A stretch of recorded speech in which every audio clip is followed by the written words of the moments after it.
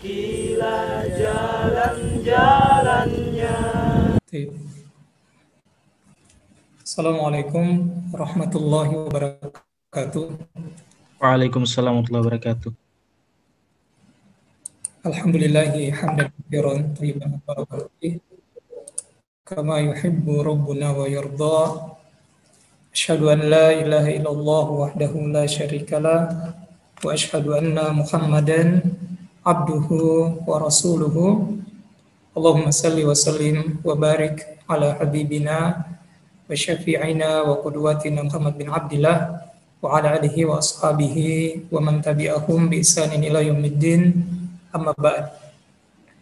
Ahibati fillah, para ikhwah sekalian, azakumullah. Alhamdulillah, kita awali kajian ini dengan saling mengajak untuk banyak bersyukur kepada Allah Subhanahu wa taala, karena atas limpahan nikmat dan taufiknya lah sore ini kembali kita bisa melanjutkan bersua dalam Zoom ini untuk sama-sama kita belajar tentang din ini, yakni pembahasan Tazkiyatun Nafs, membahas kitab yang ditulis oleh Syekh Ahmad Farid hafizahullah ta'ala, yang beliau berikan judul Al-Bahrul Ra'iq fi Zuhdi wa Raqa'iq. Ikhwas sekalian yang dimuliakan Allah Subhanahu wa taala, pembahasan kita pada hari ini yakni masuk di bab yang baru, di mana pembahasan-pembahasan yang sebelumnya kita sudah selesaikan pembahasan tentang taubat, dan di sore hari ini kita akan masuk di pembahasan yang baru, yakni tentang mengenal kondisi dan pembagian-pembagian hati. Ahibati fillah, para ikhwan yang dimuliakan Allah Subhanahu wa taala. Di sini Syekh menyebutkan bahwa hati itu ibarat raja yang mengatur bala tentara. Perkataan atau kalimat ini sebenarnya sudah sering kita dengarkan. Sudah sering juga, bahkan mungkin kita sendiri yang mengucapkan bahwa al-qalbu, hati, dia adalah seperti seorang raja yang mengatur bala tentaranya. Ia yang memberikan perintah, dan karena dia seorang raja, maka hati itu bisa berbuat sesuka hatinya. Ya, karena seorang raja bisa berbuat sekehendak dirinya, sesuka hatinya. Sementara mereka yang berada di bawah kendalinya, di bawah kekuasaannya, maka mereka hanya akan menerima apa yang diperintahkan oleh rajanya, apa yang diperintahkan oleh yang menguasainya. Para bawahan ini akan lurus ataukah dia akan menyimpang, akan menyeleweng, itu karena mengikuti keinginan dari rajanya atau keinginan dari pemimpinnya. Baik itu terhadap hal-hal yang misalnya baik, ya, yang diperintahkan, ataupun terhadap hal-hal yang dilarang. Nah, ikhwan yang dimuliakan Allah Subhanahu wa taala, mengapa banyak para ulama mengambil permisalan seperti ini, bahwa hati itu adalah ibarat raja dan anggota tubuh yang lain adalah ibarat bawahannya. Ternyata hal ini sebagaimana yang Nabi SAW sabdakan dalam sebuah hadis yang diriwayatkan oleh Imam Bukhari. Di antara potongan dari hadis itu, Nabi kita Muhammad SAW bersabda, "Ala wa inna fil jasadi mudghatan." Ketahuilah bahwasannya di dalam jasad itu ada segumpal daging. Wa idza salahat salahal jasadu kulluhu. Kalau segumpal daging itu baik, maka akan baik juga seluruh jasadnya. Wa idza fasadat fasadal jasadu kulluhu. Tapi apabila segumpal daging itu rusak, segumpal daging itu buruk, Nabi mengatakan fasada jasadu kulluhu, maka akan rusak pula, ya, akan buruk pula seluruh jasadnya. Inilah ikhwah yang dimuliakan Allah Subhanahu wa taala, hadis yang menjadi dasar permisalan dari para ulama kita kalau hati itu adalah raja. Sehingga apa yang terjadi pada anggota tubuh seseorang, matanya memandang, lisannya berbicara, telinganya mendengar, tangannya memegang, menyentuh, kakinya melangkah, itu semua sangat ditentukan dengan baik atau tidaknya hati orang itu, kolbu dari orang itu. Di sini Syekh menyebutkan hati itu ibarat raja bagi jasadnya. Sementara jasad itu ibarat tentara yang siap melaksanakan perintah dan menerima petunjuknya. Mata itu tidak pernah membangkang kepada hati, tidak pernah. Lisan pun juga tidak pernah membangkang kepada hati, tidak pernah. Tangan pun demikian. Jadi apa yang diucapkan oleh lisan, apa yang dipandang oleh mata, apa yang dipegang oleh tangan, seperti itulah sebenarnya gambaran dominan dari kondisi hatinya. Adapun orang-orang munafik memang berbeda antara zahir dengan batinnya. Tetapi apa yang dinampakkan secara zahir untuk menipu dari orang-orang beriman, yukhadi'una Allah walladzina amanu. Mereka mencoba untuk menipu Allah Subhanahu wa taala dan juga orang-orang yang beriman. Sebenarnya apa yang dinampakkan itu juga adalah perintah dari hati mereka. Jadi kemunafikan yang mereka tampakkan, lisan mereka misalnya mereka mengucapkan kebaikan-kebaikan, tapi hati mereka penuh dengan kebusukan. Lisan mereka mengucapkan seperti mendukung apa yang dilakukan oleh orang-orang yang beriman, tapi hati mereka amat membenci orang-orang yang beriman. Sebenarnya apa yang diucapkan oleh lisannya atau secara umum yang diperlihatkan oleh jasadnya, itu semua adalah gambaran dari hati mereka. Di sini para ikhwah yang dimuliakan Allah Subhanahu wa taala, Syekh menyebutkan setiap amalnya seseorang yang lurus itu bersumber dari hati dan niat sang raja, yakni hatinya tadi. Dan hati itu bertanggung jawab atas kinerja dari jasadnya, karena setiap pemimpin akan dimintai pertanggungjawaban atas kepemimpinannya.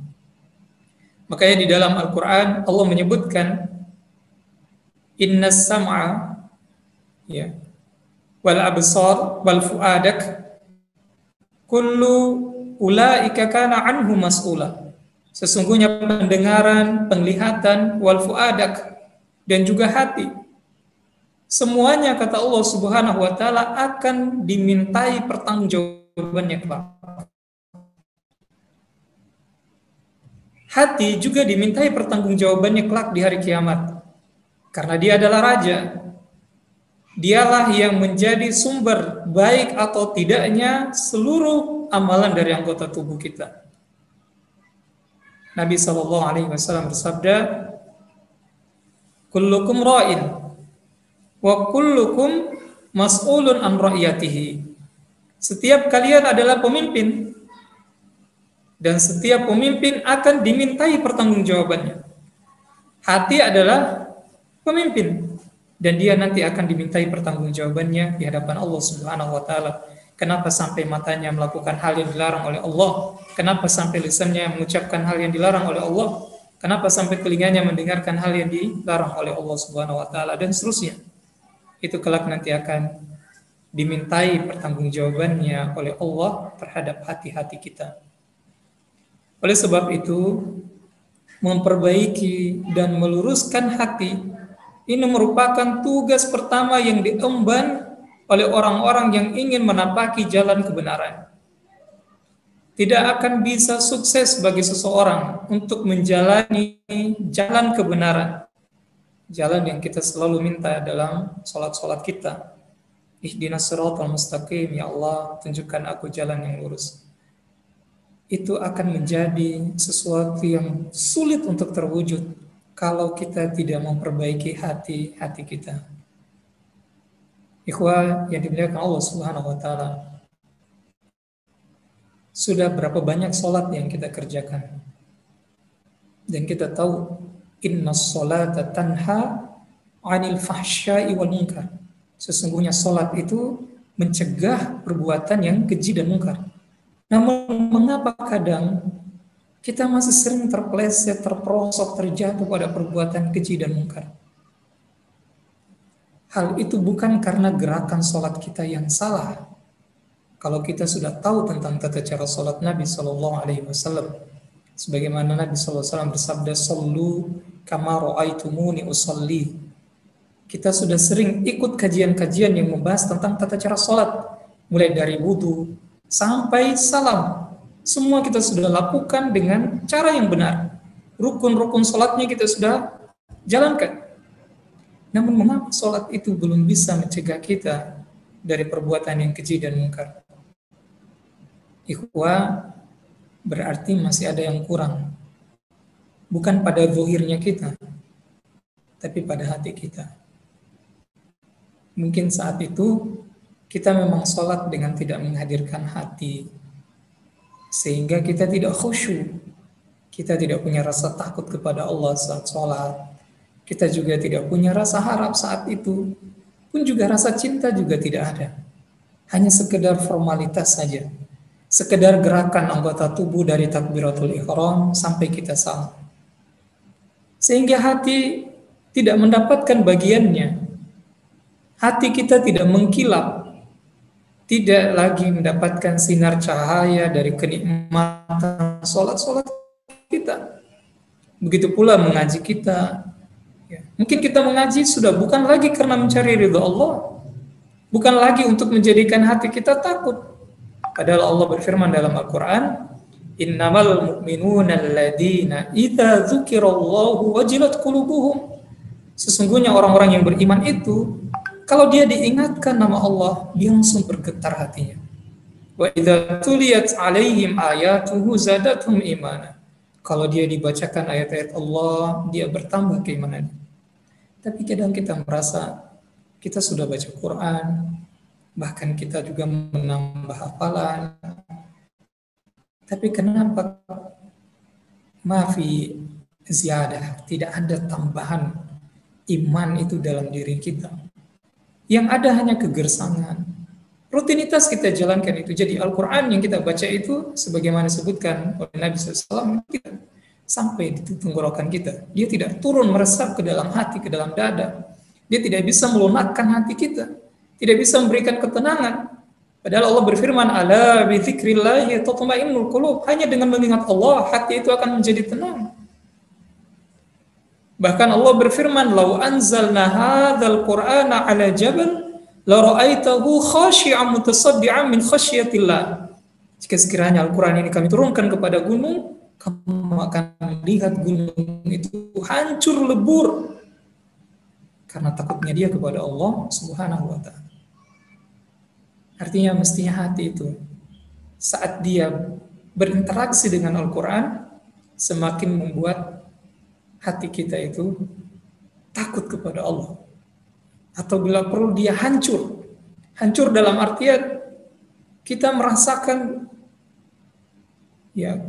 penyesalan yang luar biasa atas semua dosa-dosa kita.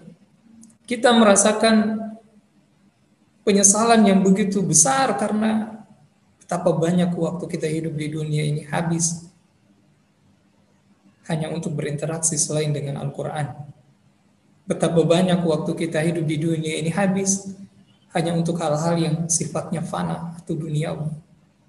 Mestinya hati hancur. Dan inilah para ikhwan yang dimuliakan Allah Subhanahu wa ta'ala. Hanya akan dipahami dan akan mendapatkan apa yang dia usahakan oleh orang-orang yang betul-betul mau memperbaiki dan meluruskan hatinya. Dan sekali lagi, ini tugas utama kita para ikhwah sekalian, kalau kita ingin menapaki jalan yang lurus, jalan yang benar, jalan yang kita ingin bisa mengantarkan kita ke surga Allah Subhanahu wa ta'ala. jalan yang kita ingin bisa mengantarkan kita nanti berjumpa Allah, melihat wajah Allah Subhanahu wa taala di surga nanti. Para ikhwan yang dimuliakan Allah Subhanahu wa taala, bukan hanya sekedar kita memperbaiki dan meluruskan hati saja. Karena mereka yang selalu berusaha untuk memperbaiki dan meluruskan hatinya, mereka akan diberikan basirah oleh Allah Subhanahu wa taala sehingga mereka bisa melihat hatinya ini seperti apa. Dan kalau mereka melihat ada penyakit-penyakit di hatinya, disitulah mereka akan mengobatinya. Dan itulah tindakan yang paling urgent yang dilakukan oleh seorang ahli ibadah. Hati itu punya penyakit. Dan kalau dia dibiarkan terus-menerus, penyakit itu akan semakin parah. Dan lama-kelamaan akan menjadikan hati itu mati. Kalau hati itu mati, maka dia tidak akan bisa membedakan lagi mana yang benar dan mana yang salah. Syekh melanjutkan, bila seseorang tidak menyelamatkan hatinya, dia tidak bisa mencegah hatinya dari perangkap dan tipu daya syaitan. Kita tahu, ikhwah sekalian, syaitan sudah bersumpah di hadapan Allah untuk menyesatkan Adam dan anak keturunannya. Kita semua ini, berbagai macam cara dan perangkap dibuat untuk menggelincirkan kita. Disinilah kalau kita tidak punya waktu,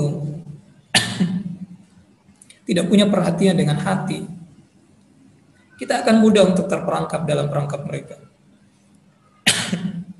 Kita akan mudah terjatuh dalam setiap jebakan yang mereka bikin.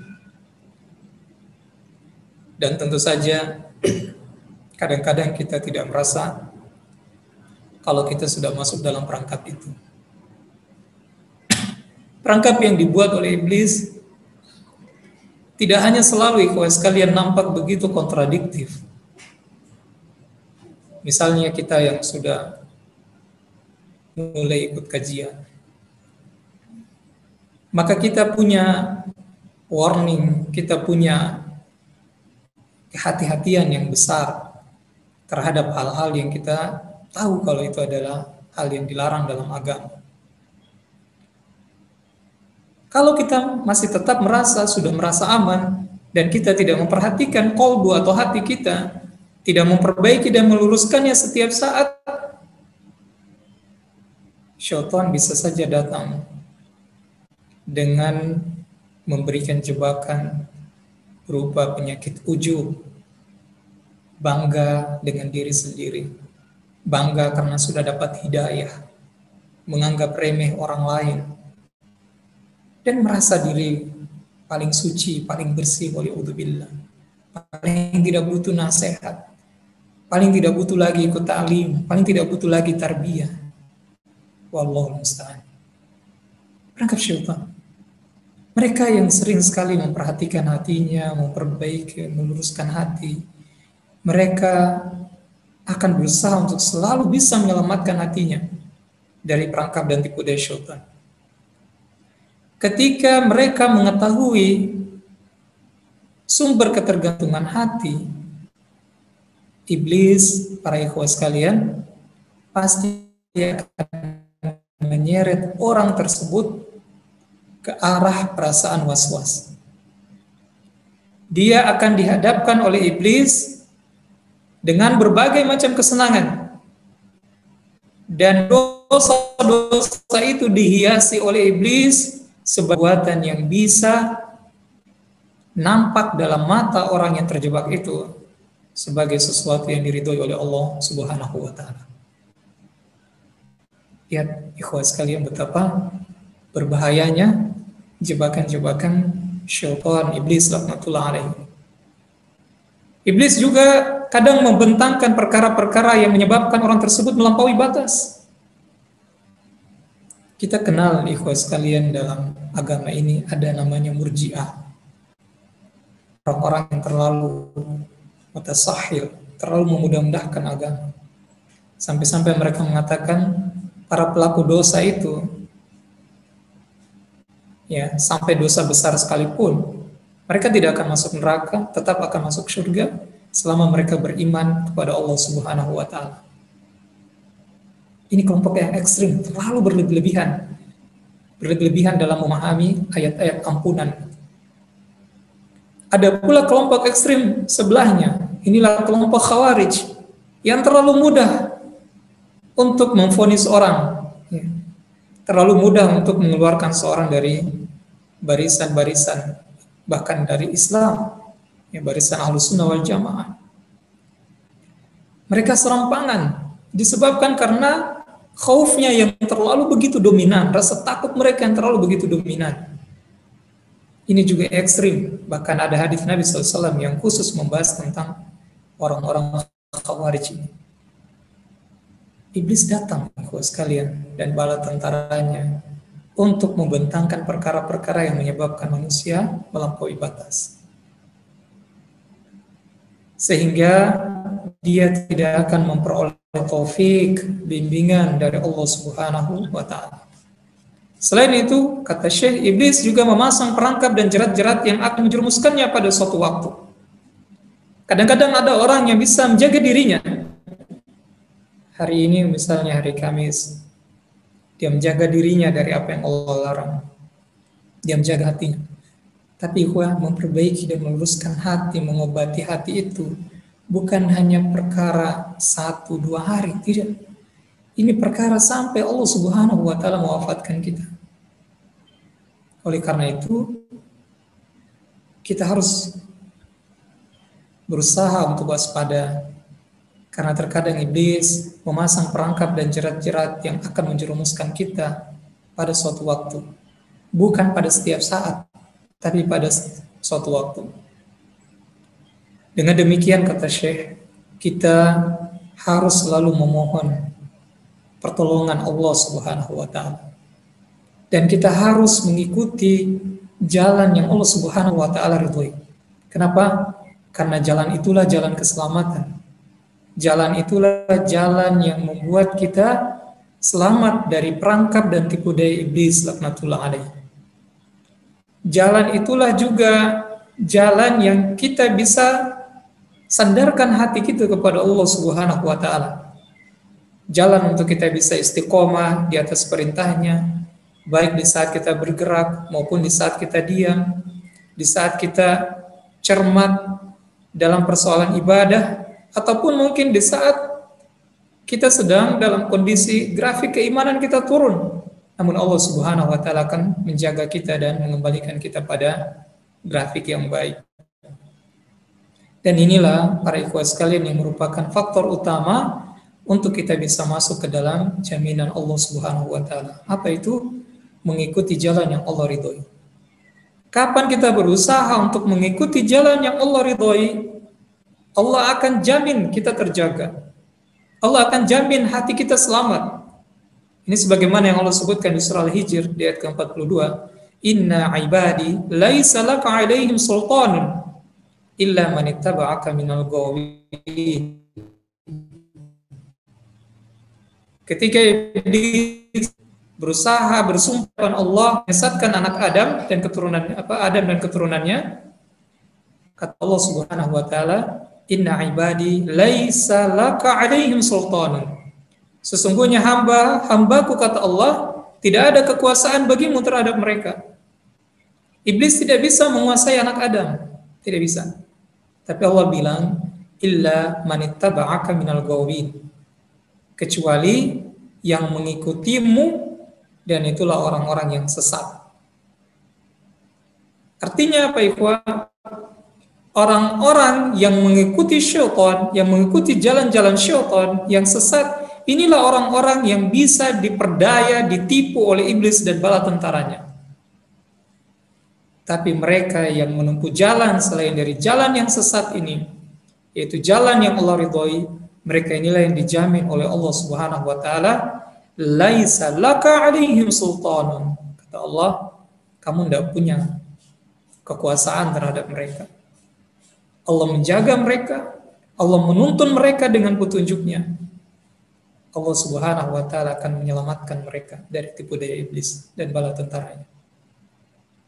Jadi sekali lagi, ahibati fillah, para ikhwah yang dimuliakan Allah, cara agar hati kita ini bisa terjaga, berusaha selalu untuk menapaki, mengikuti jalan keridhaan Allah Subhanahu wa Ta'ala. Meskipun sekali lagi kadang bertentangan dengan apa yang kita inginkan. Nafsu memang seperti itu. Ya. Bertentangan dengan keinginan-keinginan jiwa kita, ya, yang selalu memerintahkan untuk mengerjakan apa yang Allah Subhanahu wa Ta'ala larang. Atau kadang kita dihadapkan dengan berbagai macam halangan, rintangan, tapi berusaha selalu untuk menapaki jalan yang Allah ridhoi. Karena dengannya kita akan selalu masuk dalam jaminan orang-orang yang Allah akan lindungi. Nah, ikhwah yang dimuliakan Allah Subhanahu wa Ta'ala, sekarang Syekh menyebutkan tentang pembagian hati. Mengapa pembagian hati ini penting untuk kita pelajari? Ikhwah, kalau kita tidak tahu tentang pembagian hati ini, kadang kita merasa hati kita itu baik-baik saja. Penampilan kita sudah Masya Allah, kita sudah hijrah, kita sudah mulai mengamalkan sunnah. Tapi kalau kita tidak tahu bagaimana pembagian hati, kita akan pukul rata saja semua. Kita akan katakan hati kita sudah baik semuanya. Apalagi ditunjang misalnya dengan penampilan fisik kita. Padahal ingat, tidak selalunya tampilan fisik itu sekalian cerminan dari hati. Tidak selalu. Nah, bagaimana dengan pembagian hati? Di sini Syekh Hafizahullah Ta'ala menyebutkan berdasarkan sifatnya, ya, berdasarkan sifatnya, bukan fisiknya, ya. Berdasarkan sifatnya, hati itu dibagi menjadi 3 macam. Yang pertama adalah qalbun sihha, hati yang sehat. Yang kedua adalah qalbun mayyit, hati yang mati. Dan yang ketiga adalah qalbun marid, ya, qalbun marid, hati yang sakit. Kita lihat yang pertama, qalbun sehat, hati yang sehat. Syekh menyebutkan orang-orang yang akan selamat nanti pada hari kiamat adalah orang-orang yang memiliki hati yang sehat. Ikhwah yang dimuliakan Allah, sebenarnya ini kita sudah pernah singgung di pembahasan-pembahasan sebelumnya. Hari kiamat itu hari yang begitu dahsyat, ya. Coba ba'da ta'lim ini, malam sebentar misalnya, antum baca-baca ayat-ayat atau surah-surah pendek di juz 29-30 yang menjelaskan tentang kiamat itu. Kita akan resapi dan akan rasakan betapa dahsyatnya hari kiamat itu terjadi. Semua kita ingin saat itu menjadi bagian dari hamba-hamba yang Allah selamatkan, hamba-hamba yang Allah jaga.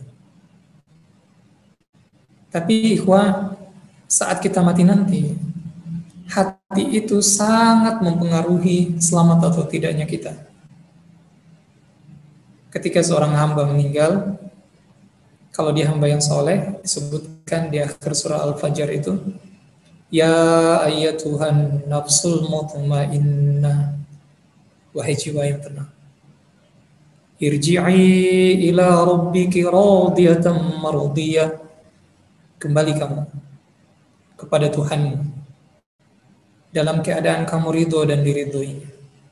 Fadkhuli fi ibadi, masuklah kamu dalam golongan hamba-hambaku. Wadkhuli jannati, masuklah kamu ke dalam surgaku. Dari ayat ini, para ulama kita menyebutkan mereka yang masuk dalam golongan orang-orang yang Allah ridhoi, dan mereka yang akan dipanggil untuk masuk ke dalam golongan hamba-hamba Allah, dan ujungnya mereka yang akan dipanggil untuk masuk ke dalam surga Allah hanyalah mereka yang menutup hidupnya dengan jiwa yang tenang. Jiwa yang tenang itu hanya dimiliki oleh orang-orang yang hatinya sehat. Orang-orang yang hatinya selamat. Itu baru saat akan berpisah dengan dunia. Itu baru saat mereka menghadapi kiamatus sughra, kiamat kecil. Bagaimana saat kita menghadapi kiamat besar nanti? Yang Allah Subhanahu wa taala katakan, "Yauma yafirrul mar'u min akhihi wa ummihi wa abihi wa sahibatihi wa banihi likulli imri'in yauma idzin sya'nu yughni." Hari di mana orang lari dari saudaranya, wa ummihi, lari dari ibunya, wa abi, lari dari bapaknya, wa sahibatihi wa bani, lari dari istrinya, lari dari anak-anaknya. Saat itu semua orang tertuju pada urusan yang membuat begitu berat terasa di dada itu. Orang-orang yang punya hati yang bersih, hati yang sehat, mereka yang akan mendapatkan keselamatan pada hari itu. Allah berfirman di surah Syu'ara ayat 88 dan 89. Yauma la yanfa'u malun wala banun. Ini adalah bagian dari doanya Nabi Ibrahim. Ya Allah, jangan engkau hinakan aku di hari kiamat nanti. Yauma la yanfa'u malun wala banun. Hari di mana tidak ada lagi gunanya, ya Allah, harta dan anak-anak. Illa man atallaha biqalbin salim. Kecuali mereka yang kembali kepada Allah, menghadap Allah Subhanahu wa taala biqalbin salim, dengan hati yang sehat, hati yang selamat. Syekh di sini menyebutkan kata as-salim itu sama dengan as-salim, yang menjadikan as-salamah. As-salamah itu maknanya keselamatan sebagai sifat yang permanen baginya. Misalnya ikhwah sekalian, al-alim, al-alim, al-alim itu maknanya yang mengetahui. Al-qadir, al-qadir itu maknanya yang berkuasa. Ini merupakan lawan kata dari al-marid. Jadi as-salim itu dan as-salim itu lawan katanya adalah al-marid, sakit, atau as-saqim, yang terjangkiti penyakit, atau al-alil, yang terkena penyakit. Hati yang sehat, kata Syekh di sini, adalah hati yang selamat dari setiap syahwat yang kontradiktif dengan perintah dan larangan Allah Subhanahu wa taala, serta selamat dari setiap syubhat, hal-hal yang samar. Orang beriman itu beda dengan orang-orang yang lemah imannya atau orang-orang munafik.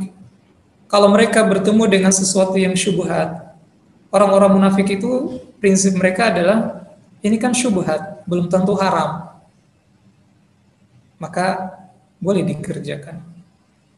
Tapi kalau orang-orang yang menjaga hatinya, prinsip mereka berbeda. Mereka mengatakan ini syubhat, belum tentu halal, maka saya tinggalkan.